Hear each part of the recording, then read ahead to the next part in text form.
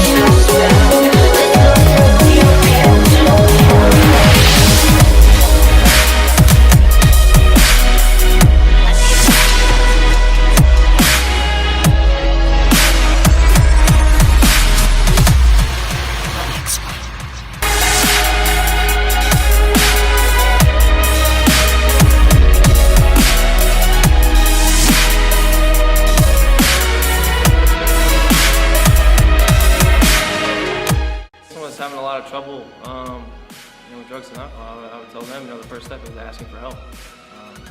Number one thing, I could not have done it alone. There was no way that I could have just stopped on my own. I was at a point where I could not stop.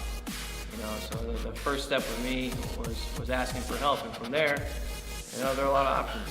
I was able to, for me, get into a rehab and then eventually get into a 12-step program, and which really saved my life. So it's important to not try to do it alone and really ask for help and take that help. Because with the proper help, a life without drugs and alcohol, a happy life, a good life, is absolutely possible.